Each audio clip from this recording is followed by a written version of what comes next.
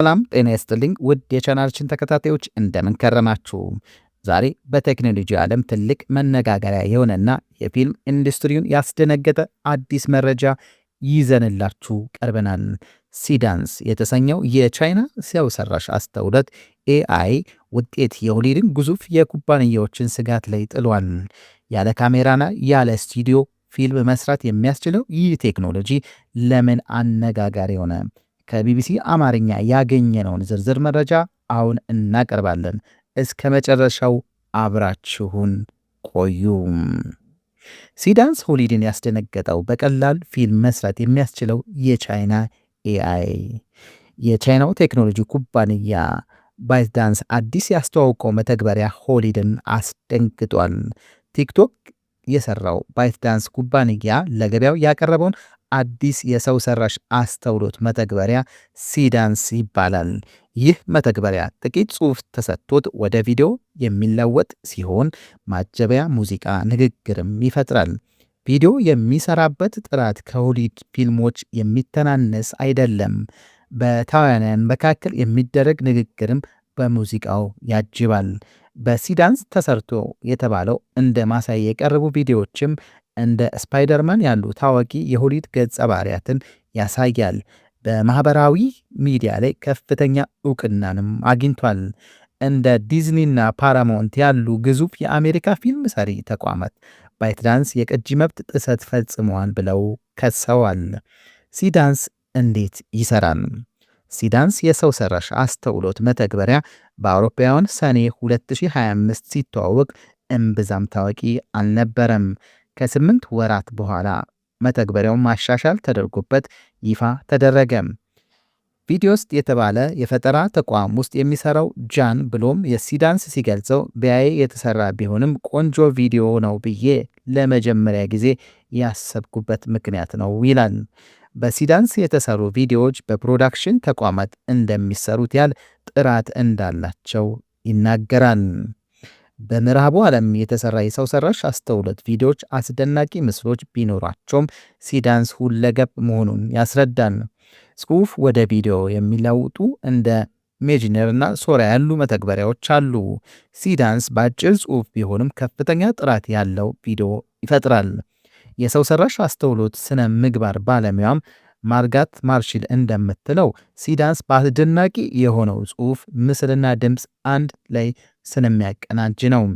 ተዋናዩ ዊል ስሚስ ፓስታ ሲመገብ የሚያሳይ ቪዲዮ ተሰርቶ በማህበራዊ ሚዲያ ላይ በስፋት ሲዘዋወር ነበረ። ከእውነተኛ ቀረጻ ጋር በእጅጉ የሚቀራረብ መሆኑ በርካቶችን አስገርሟልም አስደንግጧልም። ሌላኛው በማህበራዊ ሚዲያ በስፋት የታየው ዊል ስሚስ ከፓስታ ከተሰራው አውሬ ጋር ሲታገል የሚያሳየው ቪዲዮ ከፍተኛ ገንዘብ ወጥቶበት ከሚሰራ የሆሊውድ ፊልም ጋር የሚስተካከል ጥራት አለው። የቴክኖሎጂ ባለሙያዎችና የፊልም ሰሪዎች እንደሚናገሩት ከሆነ ሲዳንስ ቪዲዮ የሚሰራበት መንገድ ወደ አዲስ ምዕራፍ አሸጋግሯል። ሲንጋፖር የሚገኘው የአኒሜሽን ፊልም ተቋም ታይኒ ሃይላንድ ፕሮዳክሽን ባለሙያ የሆነው ዴቪድ እንደሚለው ከዚህ ቀደም ለመስራት ቀላል ያልነበሩ የድብድብ ትዕይንት የሚበዛባቸው ፊልሞችን አሁን ላይ ቀላል እየሆነ መጥቷል። በእነዚህ ፊልሞች የተካነ ሲኖማግራፈር እና ዳይሬክተር አብሮን የሚሰራ ያለው የሚሰማን ሲል መተግበሪያዎችን ይገልጻል። ሲዳንስ ከቅጂ መብት ጋር የተያያዘ ጥያቄዎችን ተነስተውበታል። በሌላ በኩል የቴክኖሎጂ ኩባንያዎች የሚፈጥሯቸው መተግበሪያዎችን ለሰዎች ቅድሚያ የሚሰጡ አይደሉም ተብለውም ይተቻሉ። የሆሊውድ ባለሙያዎች እንደ ስፓይደርማን ያሉ ታዋቂ ገጸ ባህሪያትን በመተግበሪያው ጥቅም ላይ መዋላቸውን አልተቀበሉም። ዲዝኒና ፓራማውንት ባወጡት ደብዳቤ ሲዳንስ ይዘታቸውን እንዳይጠቀምም ከልክለዋል። ጃፓንም ታዋቂ የአኒሜሽን ገጸ ባህሪያ በሲዳንስ በመታየታቸው ምክንያት ባይትዳንስ ላይ የቅጂ መብት ጥሰት ምርመራ ከፍታለች። የሲዳንስ ፈጣሪ የሆነው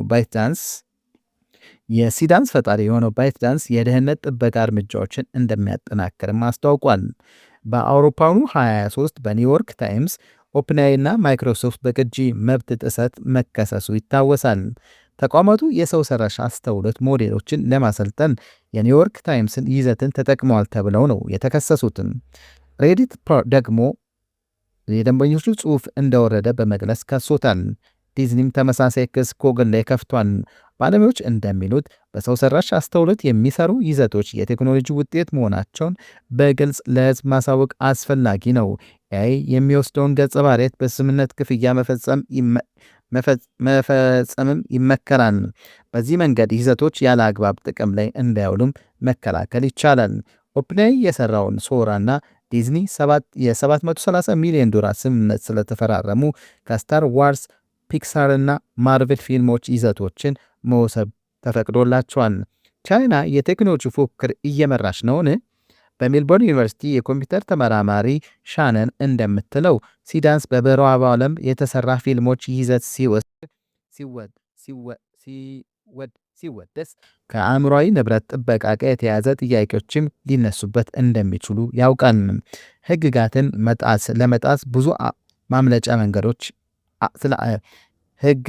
ለመጣስ ብዙ ማምለጫ መንገዶች አሉ ትላለችም። ሲንጋፖር የሚገኘው የአኒሜሽን ፊልም ተቋም ታይን ሃይላንድ ፕሮዳክሽን ባለሙያ የሆነው ዴቪድ በበኩሉ በጥቂት በጀት የሚሰሩ ትናንሽ ተቋማት ሲዳንስ ሊጠቀሙበት ይችላሉ። እንደ ምሳሌ የሚጠቅሰው እያደገ የመጣው የኤሲያን አጭር ፊልም ኢንዱስትሪ ነው። እያንዳንዳቸው በ2 ደቂቃ በታች የሆኑ 80 ምዕራፍ ያላቸው ፊልሞች ለመስራት 140,000 ፓውንድ ያወጣሉ።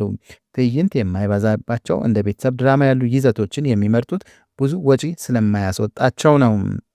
ይህ ሲዳንስ የተሰኘው ሰው ሰራሽ አስተውሎ መተግበሪያዎች ቻይናን በቴክኖሎጂ ዘርፍ መነጋገሪያ አድርጓታል። ተመራማሪዎች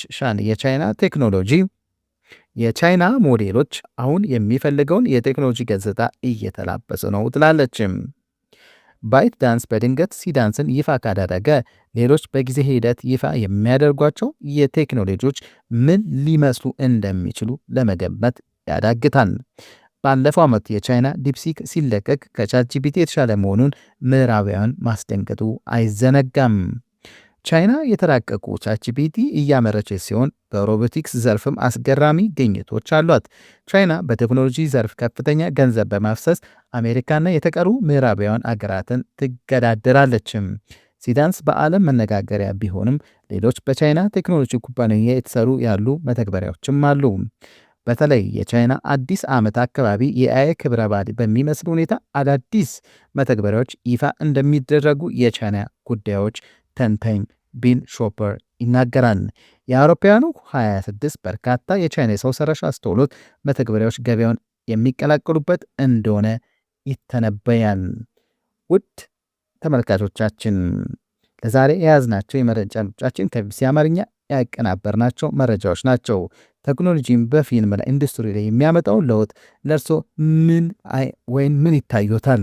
በኮመንት መስጫው ላይ ያካፍሉን። ይህን ቪዲዮ ከወደዳችሁት ላይክ ማድረጋችሁን፣ ለሌሎች እንዲደርስም ሼር ማድረጋችሁን እንዳትረሱ። ለቻናላችን አዲስ የሆናችሁ ደግሞ ኢትዮ አፕዴት 365 ሰብስክራይብ በማድረግ በየቀኑ የምናቀርባቸውን ወቅታዊ መረጃዎች ይከታተሉ።